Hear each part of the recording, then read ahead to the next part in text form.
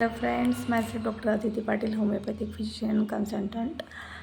आणि आज आपण बोलणार आहोत पोस्टमॉर्टम डिप्रेशनबद्दल. तर हा व्हिडिओ मी मुद्दाम मराठीमध्ये करत आहे. तर पोस्टमॉर्टम डिप्रेशन या विषयावर एक छोटासा व्हिडिओ ॲक्च्युली नाही होऊ शकत, खूप मोठा टॉपिक आहे हा, पण मी शॉर्टमध्ये कवर करण्याचा प्रयत्न करेन. तर पोस्टमॉर्टम डिप्रेशन म्हणजे काय की डिलिव्हरीनंतर येणारं डिप्रेशन.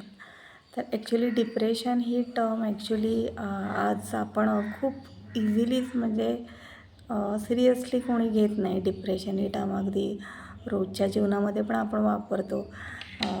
जसं की काही झालं तरी, नाही रे आज मला थोडं डिप्रेशन आलं आहे, काही गोष्ट मनासारखी नाही झाली की आपण वापरतो की मला जरा डिप्रेस झाल्यासारखं होते. पण ॲक्च्युली डिप्रेशन म्हणजे काय आणि त्याचे खूप सारे साईड इफेक्ट होऊ शकतात. तर पोस्टमॉर्टम डिप्रेशन्स म्हणले की डिप्रेशन जेव्हा डिलिव्हरीनंतर त्या स्त्रीमध्ये डिप्रेशन येतं म्हणजे ॲक्च्युली काय होतं की तिला काय काय सिम्पटम्स येऊ शकतात. तर त्याच्यामध्ये पण तीन टाईप्स आहेत पोस्टमॉर्टम डिप्रेशनचे. एक असते की ब्ल्यू पोस्टमॉर्टम डिप्रेशन. तर ब्ल्यू पोस्टमॉर्टम डिप्रेशन हे 57 to 70% स्त्रियांमध्ये होतं आणि ते 2 वीक्सपर्यंतच असतं. कारण की जन्म झालेला असतो बाळाचा, जे सडनली स्त्रीचे हार्मोन्स जे असतात ते प्रेग्नन्सीच्या वेळेला वाढलेले असतात, इस्ट्रोजन, प्रोजेस्टेरॉन, ते सडनली जेव्हा डिलिव्हरी होते, प्लॅसेंटा रिमूव्ह केला जातो, जी वार असते बाळाची ती जेव्हा रिमूव्ह केली जाते तेव्हा सडनली हार्मोन्स चेंज होतात आणि शरीरामध्ये खूप सारे चेंजेस होतात हार्मोनल्स. प्लस तिची मानसिकताही खूप बदललेली असते की आता एक बाळाची जबाबदारी तिच्यावर आलेली असते. त्यात सोबतच तिच्या शरीरात होणारे बदल, जे की प्रेग्नन्सीच्या वेळेत जे वजन वाढलेलं असतं किंवा हार्मोन्समुळे जे चेंज झालेले असतात, बाळाची जबाबदारी, हे सगळं एकदमच तिच्यावरती येऊन ठेपलेलं असतं. तर त्यावेळेला तिच्या मनामध्ये खूप सारे विचार यायला लागतात की हे मला पॉसिबल होईल का, ह्या बाळाची मी काळजी घेऊ शकेन का. तर अशा वेळेला तिच्या आजूबाजूची जे लोकं असतात, घरातले जे आहेत मोठी माणसं, त्यांचा रोल खूप महत्त्वाचा असतो. पण ॲक्च्युली काय होतं, खूपशा केसेसमध्ये याच्या उलट होतं. खूप सारी मोठी माणसं म्हणजे जे एक्सपिरियन्स लोकं आहेत ती खूप सारे टिप्स देत असतात. जे पण भेटायला लोकं येतात ते म्हणजे त्या डिलिव्हरी झालेल्या महिलेकडून खूप साऱ्या अपेक्षा केलेल्या असतात आणि सगळ्यांचं जे लक्ष असतं ते कॉन्सन्ट्रेट झालेलं असतं त्या जन्म झालेल्या बाळावर. अरे पण ती जी स्त्री जिने नुकतंच जन्म दिला आहे बाळाला, तिच्याबद्दल तिची तब्येत कशी आहे किंवा तिला काही त्रास होतो आहे का, त्याच्याबद्दल कोणी विचारत नाही. सगळ्यांचं लक्ष बाळावर केंद्रित झालेलं असतं आणि त्या बाळाची काळजी तिने कशी घ्यावी याची खूप सारे लोक त्यांच्या पद्धतीने सांगत असतात किंवा काही लोक काही वाईट एक्सपिरियन्सही सांगत असतात. तर ही नवीनच डिलिव्हरी झालेली असते, पहिल्यांदाच आई झालेली असते ती पण, आणि तिच्याकडून खूप साऱ्या अपेक्षा केल्या जातात. तर ती पण गोंधळून जाते अशा काळामध्ये. आणि मग त्यावेळेला बाकीच्या लोकांनी, घरातल्यांनी किंवा भेटायला जाणाऱ्यांनी जर तिचा कॉन्फिडन्स तुम्ही वाढवू शकत असाल तरच भेटायला जा. तिची झोप होत नाही आहे तर तुम्ही थोडा वेळ त्या बाळाला घेऊ शकता का, किंवा तिला थोडंसं रेस्ट करायला तुम्ही देऊ शकता का, तरच तुम्ही जा. तर तुमचा असा जर काही तिचा सहयोग होत असेल तर तुम्ही तिला भेटायला लगेचच जाणं गरजेचं आहे. पण तुमच्या जाण्यामुळे जर तिला त्रास होणार असेल आणि मानसिकरित्या पण जर तुम्ही तिला सपोर्ट नसाल करू शकत, तर आय थिंक अशा लोकांनी न जाणंच चांगलं. तर असं तिच्या शरीरामध्ये खूप सारे बदल होत आहेत.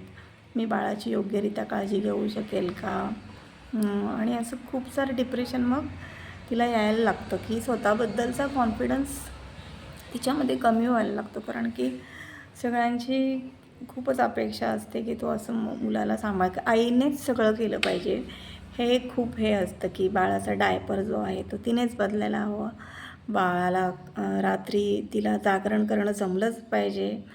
पण ती एकटी जागरण करत असेल तर आय थिंक जे घरातलं कोणतरी आहे त्याने थोडा वेळ त्या बाळाला घेतलं तर तिचीही झोप पूर्ण होईल, तिलाही थोडी रेस्ट मिळेल आणि ती मानसिकरित्या सांभाळू शकते स्वतःला.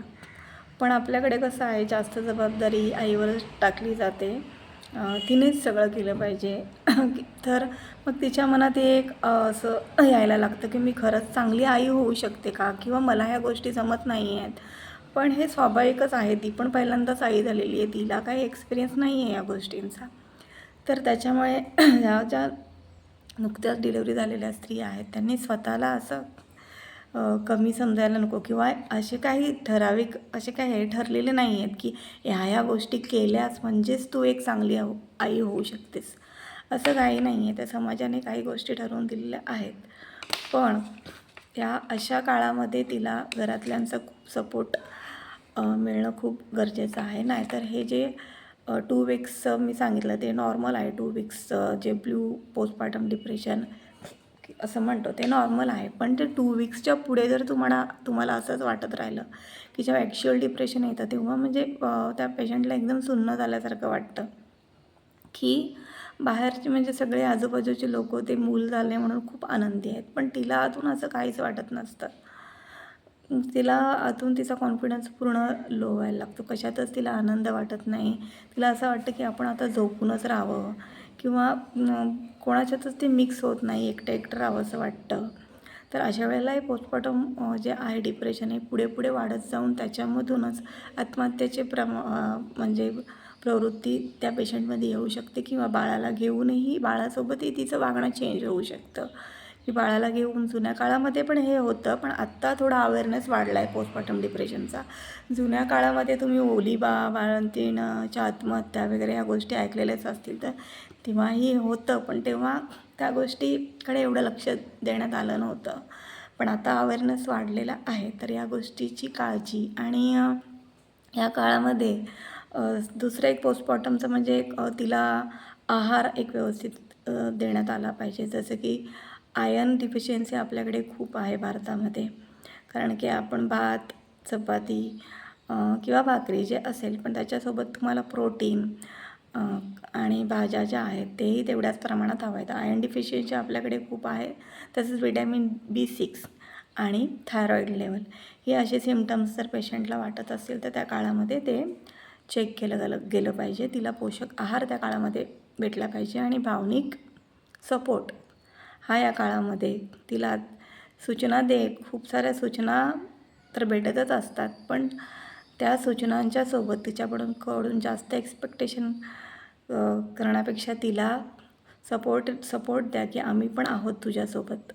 कारण तिचं शारीरिकही बदल होतो आहे, हार्मोनल पण चेंज झालेला आहे तिच्यामध्ये, प्लस त्या बाळाला सांभाळायची एक जबाबदारी तिच्यावर आलेली आहे. तर ह्या काळामध्ये तिला सपोर्ट देणं खूप इम्पॉर्टंट आहे. आणि पोस्टपार्टम डिप्रेशन जेव्हा पण तुमच्या लक्षात येईल, तेव्हा लगेचच त्याच्यावरती ट्रीटमेंट करणं खूप गरजेचं आहे.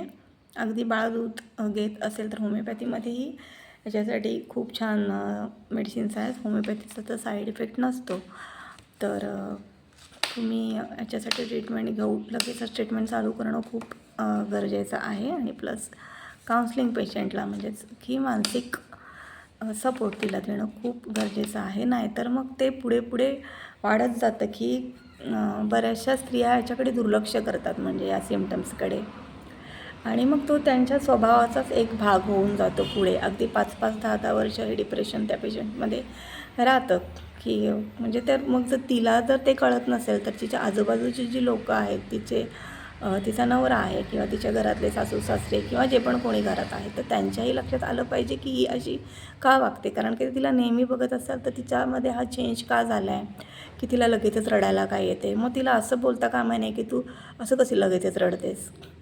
तर तिच्यामधले चेंजेस जे आहेत ते लक्षात आले पाहिजे. तर हे जे आहे ते पोस्टपार्टम डिप्रेशनमध्ये सगळं होऊ शकतं, आणि खूप लवकर ट्रीटमेंट चालू केली तर हा जो डिप्रेशन आहे ते पूर्णतः बरं व्हायला मदत होते. पण ते पेशंटने स्वतः सांगणं, ॲप्रोच करणं गरजेचं आहे, आणि तिच्या ज्या आजूबाजूचे लोक आहेत त्यांनीही या गोष्टीची खूप काळजी घेणं महत्त्वाचं आहे. तर हा खूप मोठा टॉपिक आहे तसा, पण मी शॉर्टमध्ये कवर करण्याचा प्रयत्न केला आहे. थँक्यू. बाय.